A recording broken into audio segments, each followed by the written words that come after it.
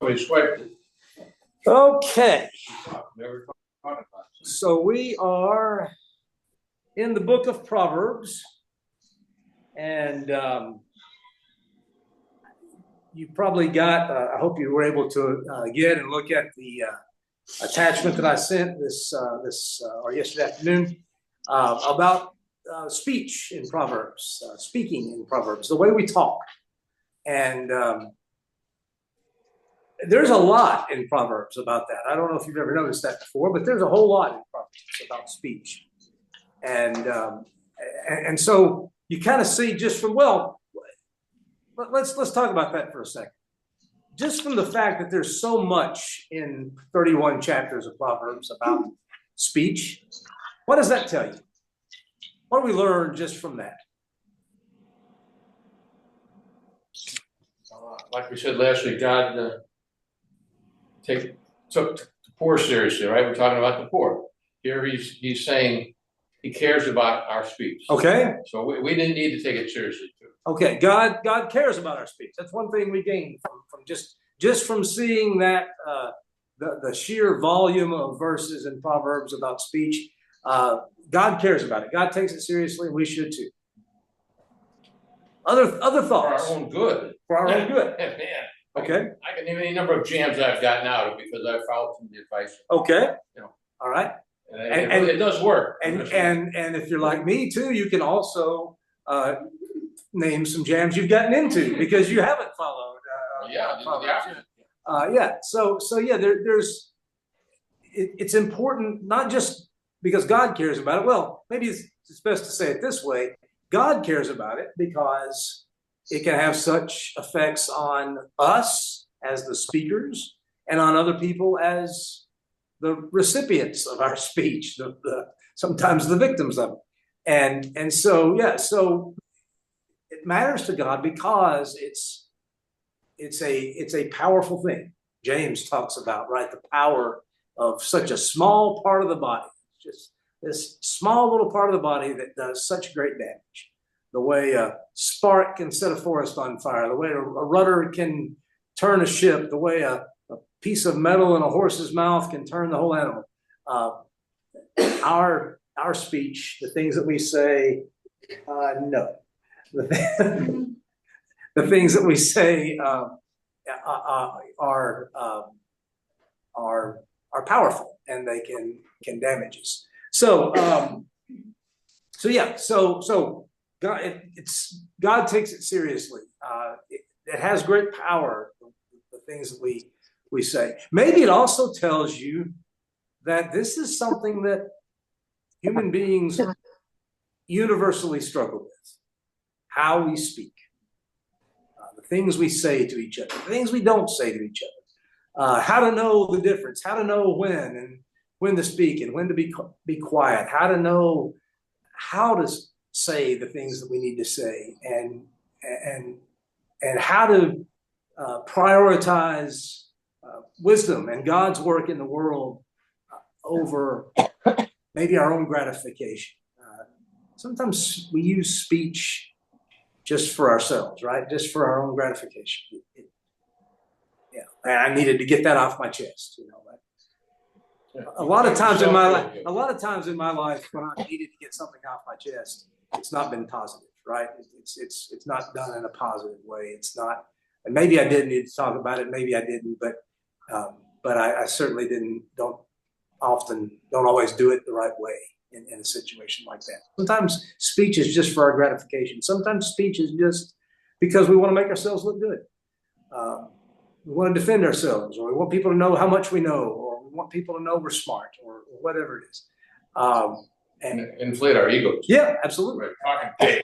Absolutely. We're strong, I think we see some people in politics like that. And I'm saying it was the last election, a lot was brought out about all the speech going back and forth between the parties, because it was really getting nasty and down in the gutter more than normal. There's always some of that going on.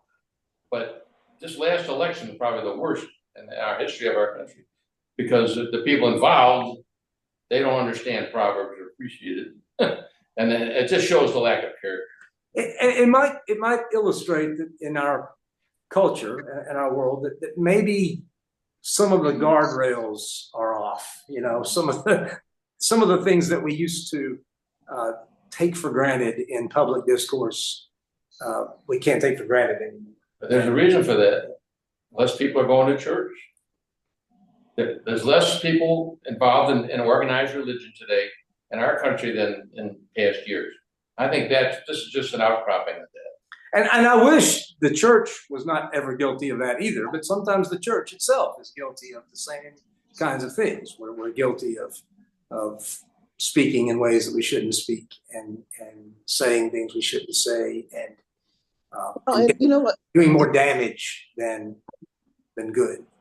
And I think too, with speech, especially thinking about us as Christians, we condone things. You know, we say we're Christians, but we turn around and someone with an immoral behavior, the words that come out of their mouths, we're complicit. You know, we don't stand up and say, Dan just talked about during the election, there are things that candidates stood for that as Christians, we've aligned ourselves with them. And that is telling too, because if we're talking about caring about the things that God cares for in speech, man alive, there's things we as Christians that appall me that we do, who we vote for, how we carry ourselves, if we're aligning ourselves with those companies. Somebody shared with me too, it talked about, well, you know, in the scriptures, that company corrupts. Yeah. And so we claim in our pious ways, our words or whatever as Christians, but we turn around and we condone people who act differently. And not that we need to check them. That's not my point. But being complicit is my point. So I have to figure out how to do both. There's one of the Proverbs on my attachment is Proverbs 14:7. We can look at that if you want to. As a way, since you brought that up, Colette, as a way of sort of getting into some of these discussions about speech. Proverbs 14:7 says, "Stay away from a fool, for you will not find knowledge on their lips." That's a good kind of nugget, right? To think about. Stay away from a fool, you will not find knowledge on their lips. What's that getting at? What's that saying?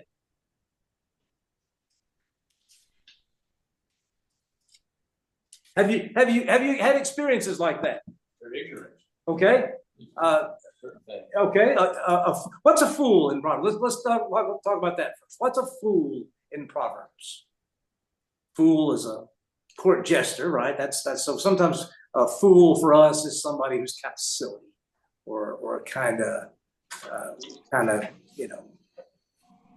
not so smart, and that. What's a fool in Proverbs? So besides an atheist, some other things. Okay, often a fool is somebody who doesn't believe in God, or at least by their actions don't show a belief in God. There's no God.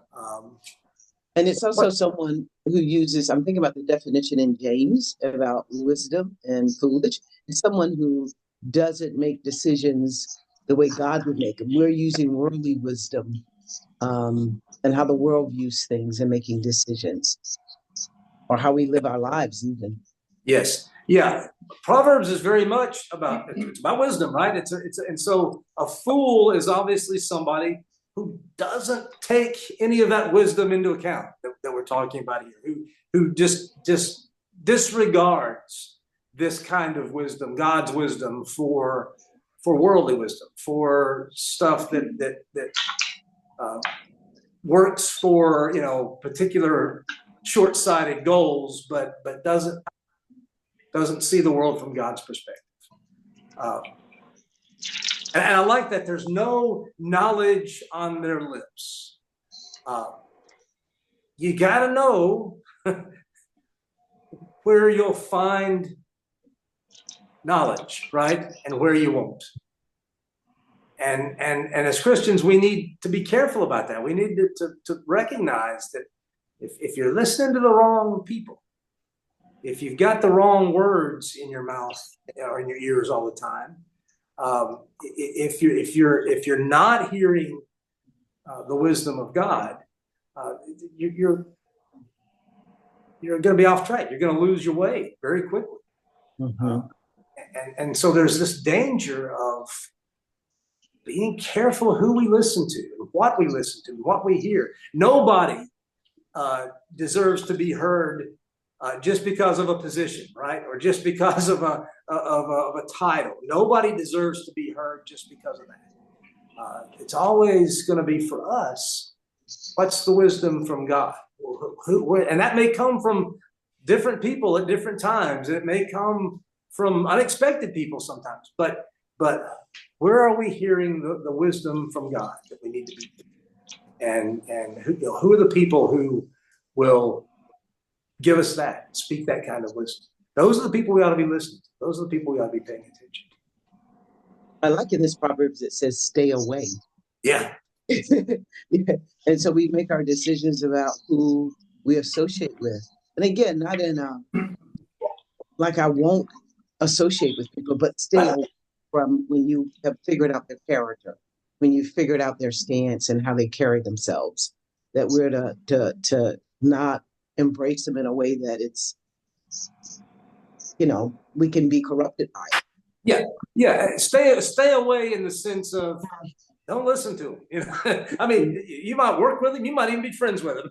You might like him, but don't listen to him. Don't listen to that foolishness from them. And unfortunately, sometimes, as somebody just quoted, as bad company corrupts good morals sometimes because it becomes insidious and it works into us sometimes. So that's why we seek out the people who we gain wisdom from, and we try to keep the fools at bay. I always struggle with that because Jesus says, don't call people fool, right? Don't say that to people. And I think he means don't, dismissively but I mean, we got to acknowledge sometimes when people are being foolish, and we have to recognize when we need to be at arm's length from. Jesus also talks about not throwing your pearls before swine, right? It's tough language sometimes. We hate to hear language like that sometimes, but important for reminding us of what we ought to be seeking, what we ought to be looking for.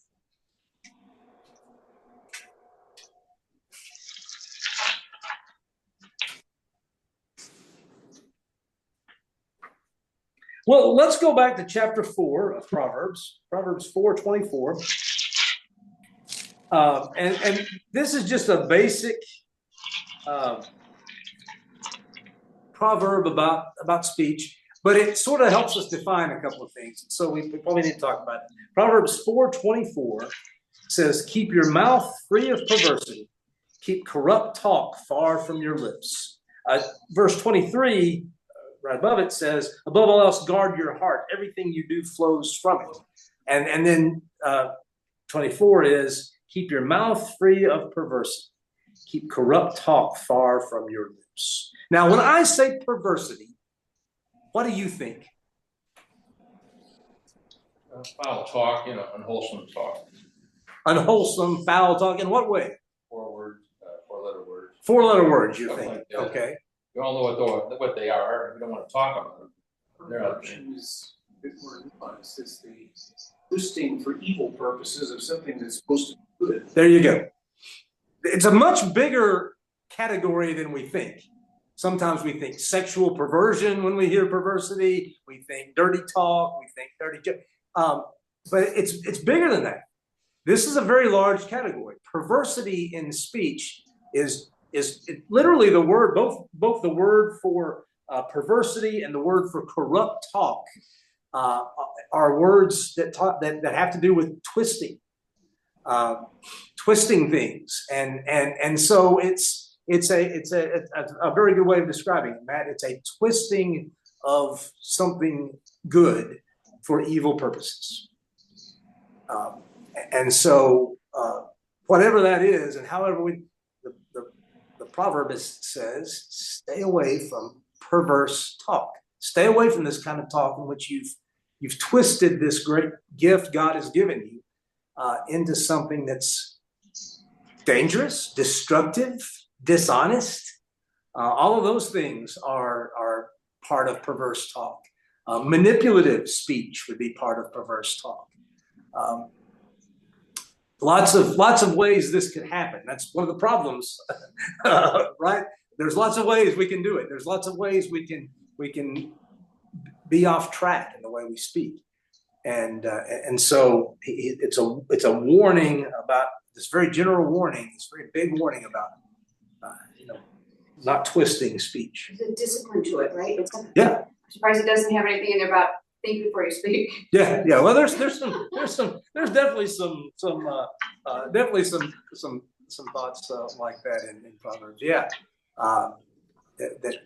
Think before you speak. Sometimes perverse talk is careless talk, and we'll see that in Proverbs. Jesus also careless words that we speak sometimes.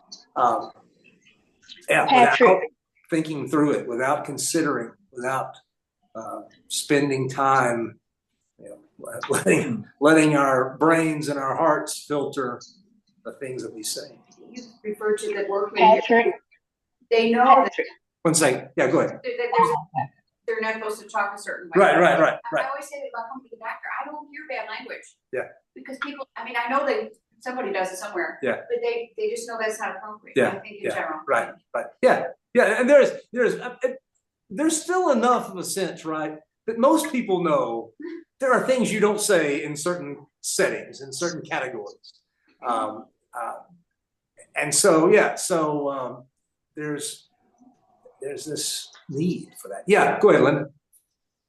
No, I was just gonna say, sometimes I hear, people on the street, with a dirty mouth, and they tend to get an audience.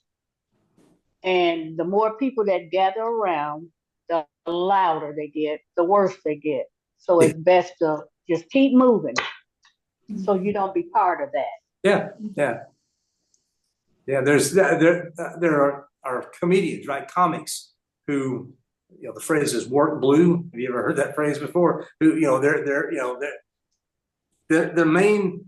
their main source of comedy is to shock you with their language, and you laugh for no other reason. There's laughter because of the discomfort of the language, and I think much more difficult are comics that are funny without resorting to that.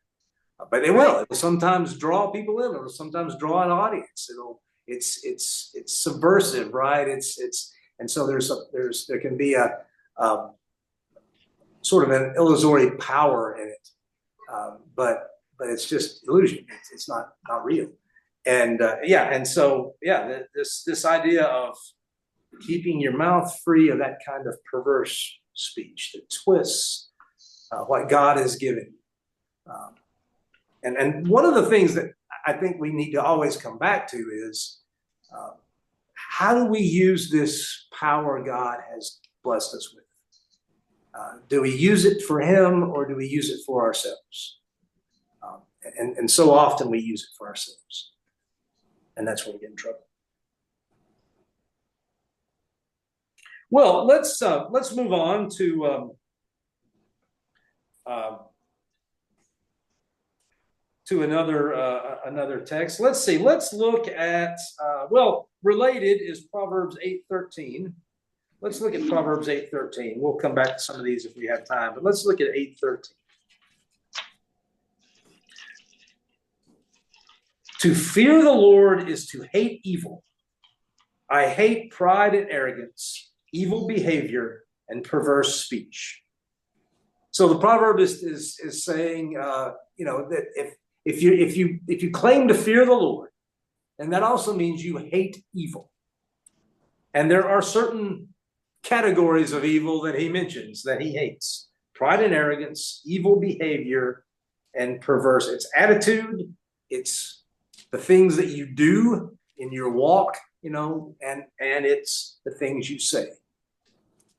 So the three categories sort of cover everything, but evil and everything. But perverse speech is one of those things that is part of the evil God hates. Now, does that mean that when we mess up, God hates us? He just disappointed in us. God can hate the things we do, right? And still love us, and still have care for us. Thankfully, all of us depend upon that. But the proverb is about ourselves, really, right? And about the attitude we have toward certain things, and the attitude of not. Colette used the word a minute ago, and now it's left me.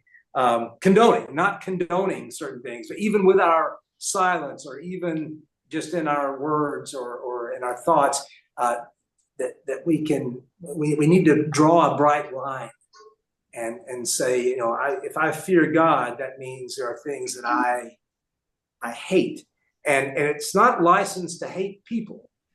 The license, the calling, the verse is about drawing that line and rejecting certain things out of hand. This is not the kind of life I'm going to live. This is not the way I'm going to be. I'm going to choose something else. And it's drawing that line over and over again. And it requires us to do that a lot. And sometimes I know we all fail at that, but still it's drawing that line. It's choosing again and again. I'm going to reject this. I'm pushing this away from. This is not what it is to fear the Lord.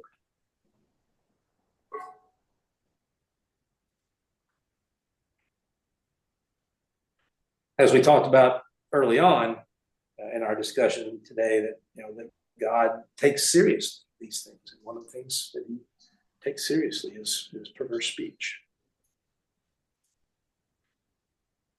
So let's look at some of the proverbs that maybe are a little more specific about the perverse speech we're talking about. How about 11:12? Proverbs 11:12.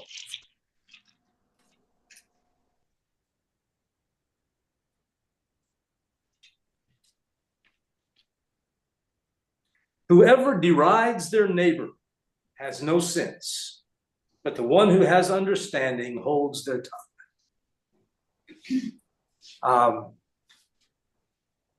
What's this addressing?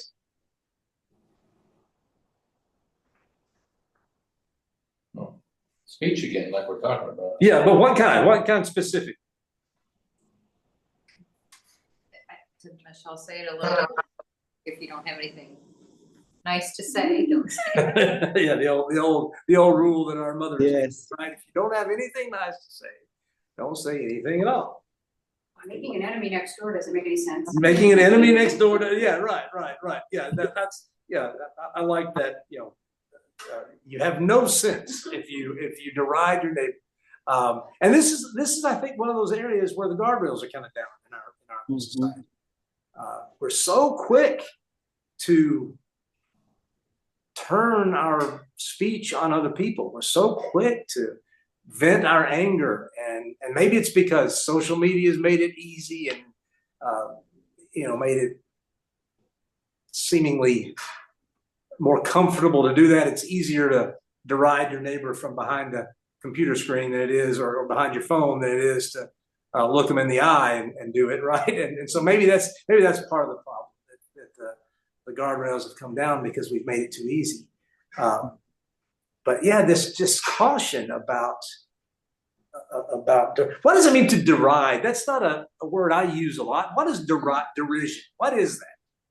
To tear down, to put down. I was thinking about how this connects to about being prideful and arrogant, and is that we think we know by seeing someone's behavior that we have the right then to judge them with our speech. Yeah. And so we're deriding them and we're putting them down, and we have no idea what we're talking about. We don't know if they had a hard day at work, or we just don't know. And so when I read this, I think about the arrogance that comes with thinking we can read behavior and say a person is good or bad, and then we have something to say about it. Yeah. I like that patience that it says, but a man of understanding holds his tongue. Yeah.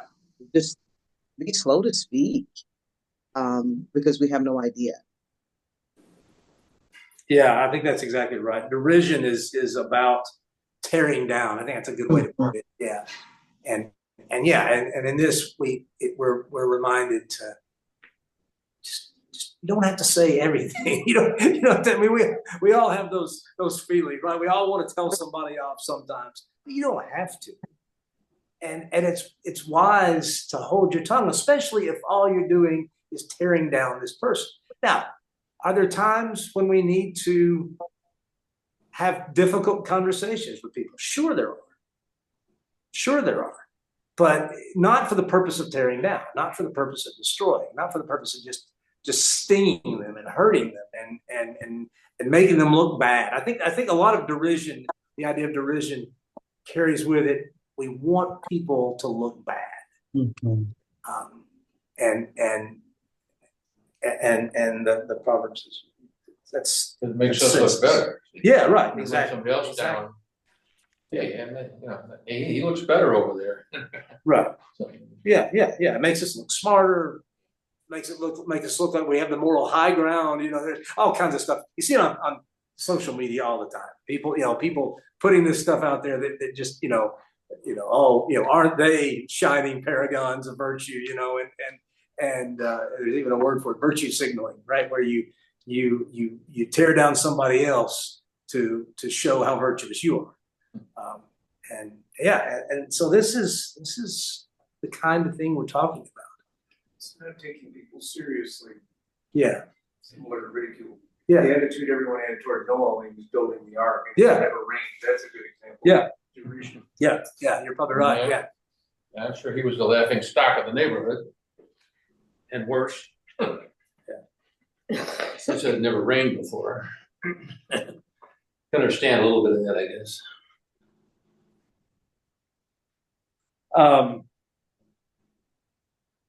I think it may also apply, what do we say when the neighbor's not around? Yeah. What do we say about other people when they're not around? One thing to face them, but sometimes we tend to be more critical when they're not Gossipy, gossip. Yeah. Yeah, it's hurt a lot of people, damaged a lot of people. Sure. Absolutely. And it's so easy to do. It's so easy to fall into and to kind of get caught up in. Maybe it's true, but this implies you're still not supposed to say it still may not benefit people, even if it's true. Yeah.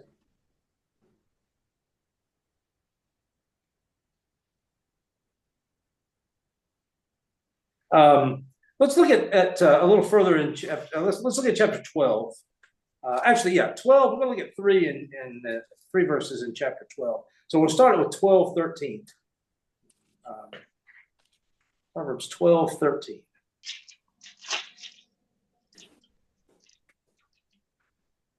And I'm actually going to read 14 as well. Evildoers are trapped by their sinful talk, and so the innocent escape trouble. I always hear George W. Bush, when I say that word evildoers, I always hear him say with his Texas accent, evildoers. I don't know, it just pops into my head every time. Anyway, evildoers are trapped by their sinful talk, and so the innocent escape trouble. So this is about like the way sinful talk comes back to haunt you, right? And especially, I think the evil in question here has to do with using sinful talk to bring somebody down who's innocent. A courtroom setting comes to mind. I think a lot of the sayings on speech in the Proverbs have to do with courtroom setting, because you remember the way courtrooms worked in ancient Israel.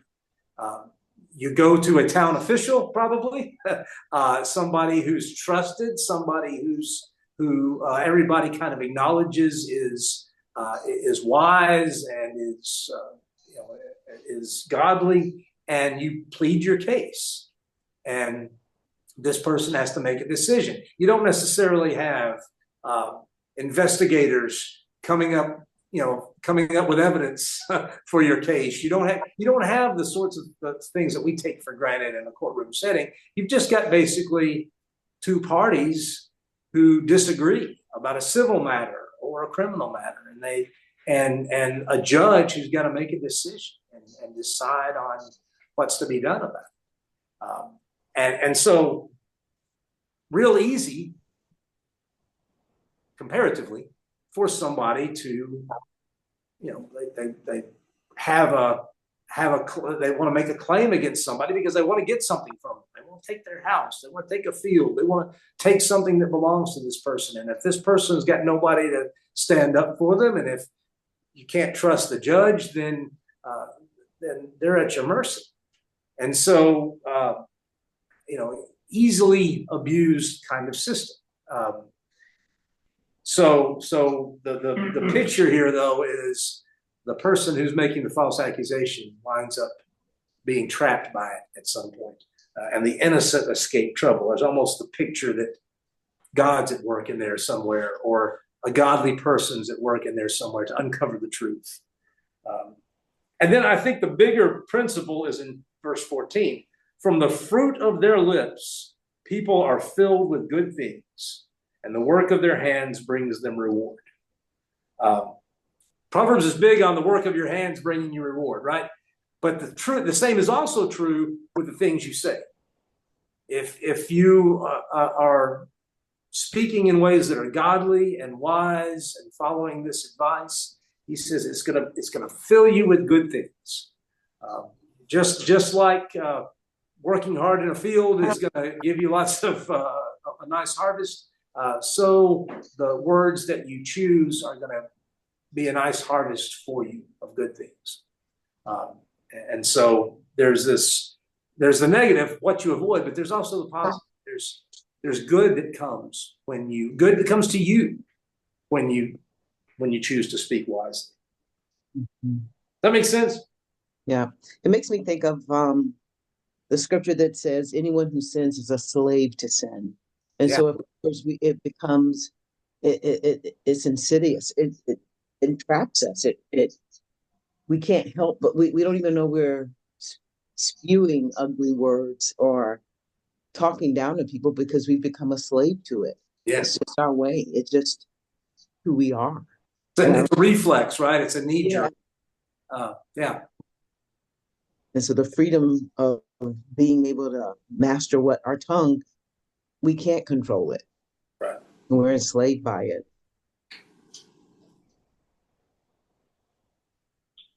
If you go down a little further in chapter 12, 18 and 19,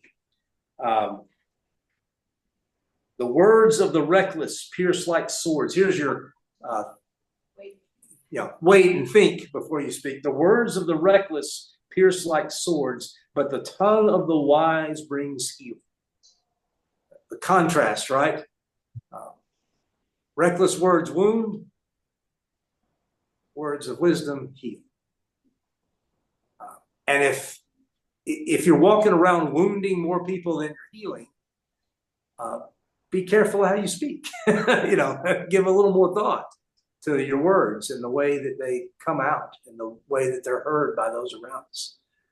One of the things we sometimes don't think about is how we're heard.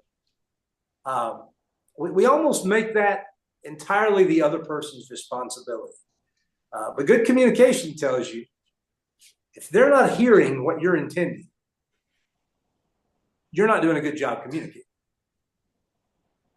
And if that's happening all the time, they're not the problem, you're the problem. So sometimes I think, we don't necessarily intend to damage people, but we're just careless and thoughtless. And we sort of are leaving it in other people's court to hear us the right way, If you've ever caught yourself saying, well, I'm sorry you misunderstood. Maybe this is a situation where you need to be a little more thoughtful and prayerful. Because maybe the problem's not that they misunderstood you. The problem is that you didn't communicate clearly in the way you should have. And that, you know, communication, the speech that we're talking about here, it's more than just the words that come out. It's the way they're said, it's the expression on your face, it's the tone of your voice, it's your body language. All of those things are part of this kind of speech that we're talking about. Um, when there's hard conversations that I direct people to go back and have, and what I try to do myself, which is very difficult, is to consider how it will land. I always ask people, how do you think that will land if you say it that way? Yeah. Or I'm talking to people, I say, can you say that a different way? And because that is our responsibility, is to concern ourselves, how will it land on that person? Absolutely. And I think that's the part we don't consider. We may say, I need to tell them because this is right, and that is true. But even in that, if it's going to land on them where it hurts them, or they don't hear you, or any of those things like that, then I think it's probably better not to say anything. Yeah. Or to figure out how to do it a different way. Absolutely. Absolutely. That is part of the responsibility of the one communicating. You gotta take that into account. And sometimes we don't. Sometimes we sort of think, you know, my responsibility ends when the words leave my mouth, right? When they hit your ears, that's you. That's not me. Yeah. And that's just irresponsible. It's very irresponsible. I think about with this election, I've had clients get on and say things that I totally disagree with. Now I'm trained to let people say whatever they want to say, and it's not supposed to touch me. But it's my responsibility how I respond to that. Yeah. And the things I just find appalling. And I would have to go like, okay, well, that's how you feel. Let's what else would you like to talk about? All right. Because my thoughts were totally different. Yeah. But we have to consider, I have to consider how it lands. And people, it's really important. We have to, it's not even speech, just like you said, it's behavior. It's what comes across. I was in a store today, and I'll try to make this short. And I was doing some Christmas and birthday shopping at a little boutique here. And I bought a bunch of things, and I walked out of the store, got in my car, started driving, and I go, I don't feel right. That wasn't a good experience. This is Christmas. We should be happy and whatever. And I thought, why do I feel like this? And I go, I'm taking all of this back. So I turned my car around and went back to the said, I'd like my refund, please. And the guy said, why? I said, because my timing here, I just didn't feel like it was conducive for me to buy. I felt like you were what's the word? I'm missing it now. When you follow somebody around the store. Like harassing or no, it's but anyway, I said the word, it'll pop in my head. And I said, do you know what that means? And he said, yes. I said, so that's what. And so he said, okay. And we went through it, and then he apologized at the end. And I said, thank you for your apology. And I said, I'll be back. And I said, I hope we learn from this and I'll feel a little bit better. Yeah. I said, I've stopped here several times. But they were following me around the store like I was going to steal something. Yeah. And I was just like, you have a responsibility as a shop owner. Makes me think about this. Yeah. I come into your establishment and you don't follow me around when there's 3 or 4 other people, but you're with me. It's just craziness. But that's the climate we live in. And I've decided that I'll figure out how it will land and say it in a nice way. Yeah. Hopefully to be an agent of change and a teacher in that moment. That's my mindset. But I had to consider that, and I had to be honest with what I'm feeling. And that's new. Because I usually would say, you're just being racist, and but there's a different way to say it. There's a different way to express what you're making me feel. And you're not making me, but I feel this. And so I have a responsibility not to feel it. And so it's this verse makes me think about that. Yeah. That's good. And you know, maybe kind of from the other side, maybe one of the things we can think of is, you know, when we're talking to people, they're coming into our shop, right? and how we communicate, what we show them and what we say to them and what they hear from us and get from us. We have a responsibility. And I think that's what this proverb and a lot of these proverbs get at that reckless speech is wounding and destructive. And we've just got to be cautious about that. Paul talks about, letting nothing come out of your lips except what will build others up, what will help them, what will encourage them and help them grow and help them learn. And you're thinking about that other person and what they need when you speak, instead of just what you need in the moment you think. So yeah, so good. A lot of us would not have gone back, and a lot of us would have gone back and come in hard. Well, I certainly have done that. I'm not going to say I'm a saint. I've done it the other way too. No, I know. But I mean, that's I think that's a good example because a lot of us would have just said, yeah, forget it, and a lot of us would have come in hard and really let them have it. And look in my bag, Patrick. I had this thing I wanted. I had bought the name of it, and I thought, oh, I got to take that back. Maybe I'll just keep that. And I go, I was driving. I got halfway home. I go, no. He was better when I was buying this. Yes. So yeah, you can't have it both ways, I guess. Right. I'll go back later. I told him I was coming back. I told Jenny the story. She says, "You want me to go get it?" Well, that was nice. That's a good friend. She says, "I'll go ahead and get it." I go, "No, it's hopefully no harm from it." That's good. 15:4. Let's look at 15:4. Oh, I'm sorry. 15:4. Proverbs 15:4. This is sort of it's the same thing, just from a different direction. But the soothing tongue is a tree of life, but a perverse tongue crushes the spirit. What's the contrast set up here? We know about crushing the spirit. So what's a tree of life? It's bring healing. Healing, yeah. The parallelism suggests something that's going to restore, something that's going to help, something that's going to help. Bless. I think of the end of Revelation when you have Genesis and then the end of Revelation where you have the tree of life growing and the New Jerusalem, and its leaves are for the healing of the nations. I think is the way it's stated. So it's the idea of you grow something. I like that a soothing tongue. It grows something, right? It grows something healing. It grows something restorative. It grows something positive and constructive.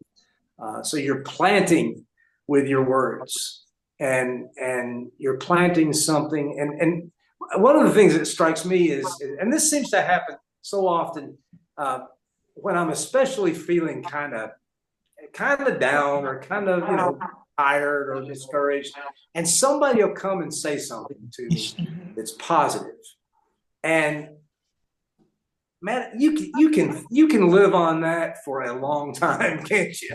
If somebody says something that's helpful, then that's what came to mind as I think about this tree of life springing up. It's something you can live on that for weeks.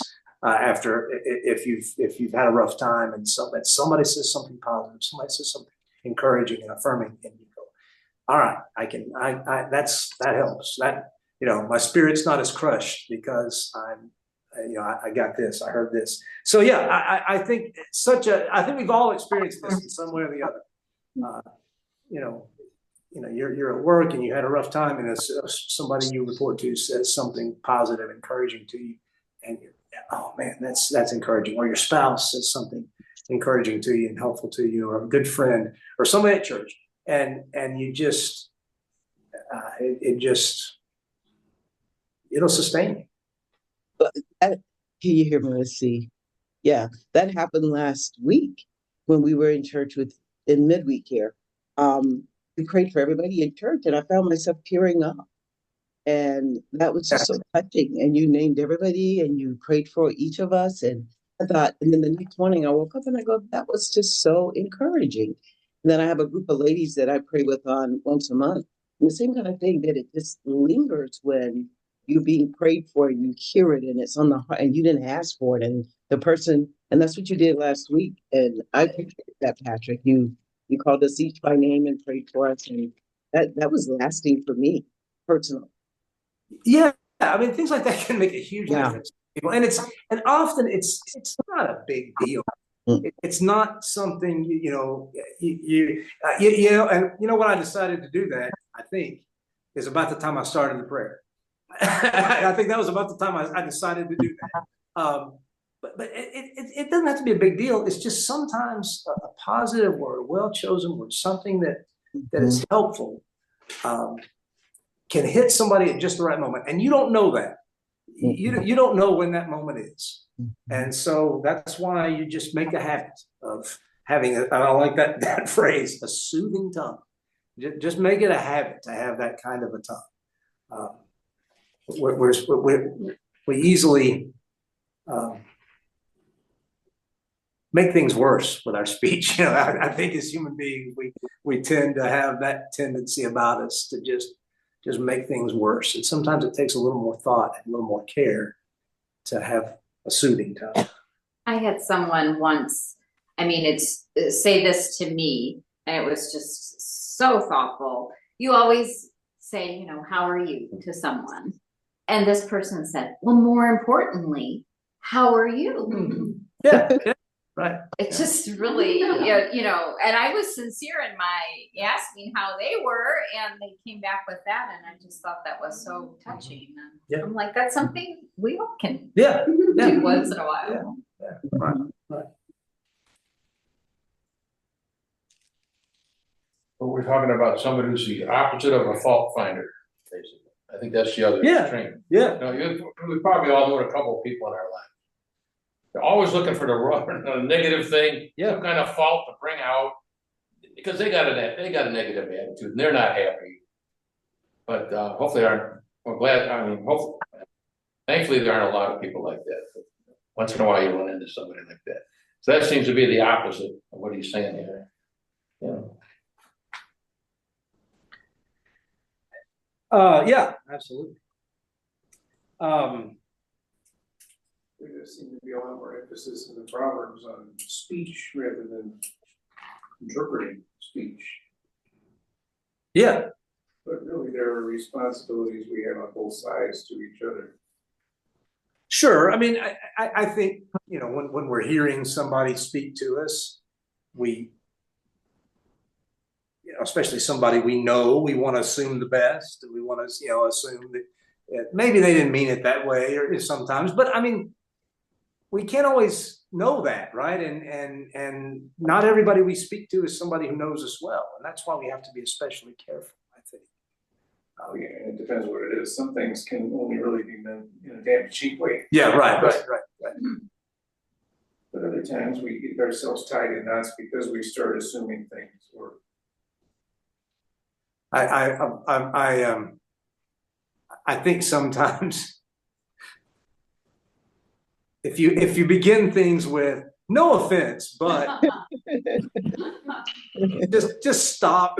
Just stop. That's when you ask, is this necessary? Yeah, right. Does this have to be said? Yeah. And that's probably not the right way to say it. No offense, but I mean, you know, you're about to offend them. You're about to offend them, but you want to get off the hook, you know. And yeah, so yeah. They think they're giving you constructive criticism. There's a tricky, slippery slope, but we all do it sometimes. But hopefully we do it in a good, constructive way, that's more than negative. That's just one little verbal tick that I think I could do without ever hearing again. You know, no offense, but yeah, we've all heard it. If I hear something starting with some variety of no offense, I'm just kind of going, all right, go ahead. What are you going to say? what pops into my head as a reaction when I hear what someone says is not automatically going to be what that person means. Yeah. We all That's true. That's true. And you can't I can't control everything that you think, but I can certainly be as careful as I possibly can to be gentle and to be constructive and to be helpful in the things that I say.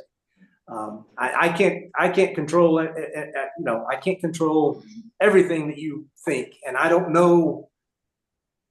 I don't know.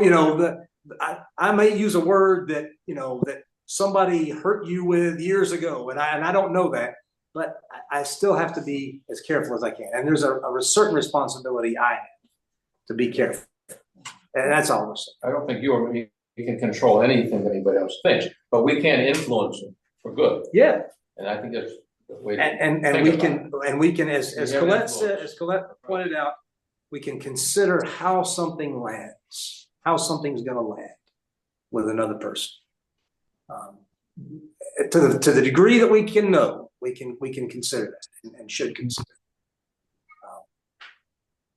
And I think it's important. I'm sitting. I think it's important that if you're carrying something that's hurtful for you, that it stops growth in you, and you need to. Well, the Bible talks about this too, right? Go to that person. But yeah. I think we need to be able to speak about that as well. That it's not, and sometimes it's very hard speech, and it's a hard conversation, but it's a needed one.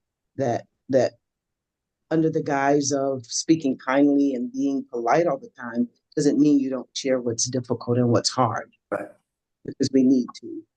Sidebar, I remember the word is called profiling. That's what I said. Oh, yes. Yeah. Well, that's what I was doing. Absolutely. It sounds like that's what he's doing. Sure. Profiling. Yeah. But anyway, yeah, that's what I think about. I have a responsibility to say how I feel, how you feel, that we shouldn't hold it in because it can wreak havoc on us if we're holding in things when we feel like we've been treated wrongly or something. Right, and none of this should be taken to just don't make trouble, don't rock the boat. No, I mean there's a lot of damage done in the name of don't make trouble, and a lot of bad stuff allowed to continue under under that label.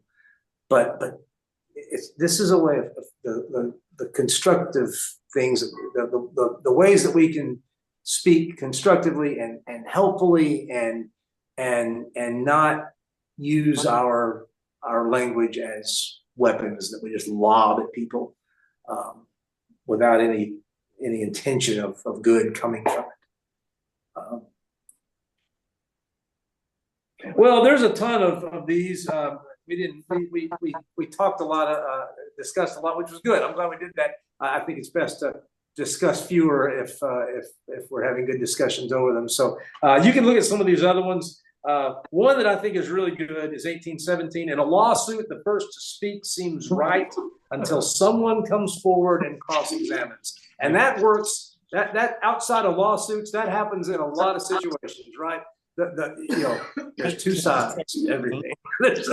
So let's and before we render verdicts, we need to be hearing. We need to be in the hearing phase and in the hearing mode.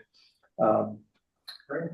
Some of the most evil people in history have been masters. Yep. Manipulating their audiences with what they say. People just get swept along. Nobody deserves that kind of power except God himself.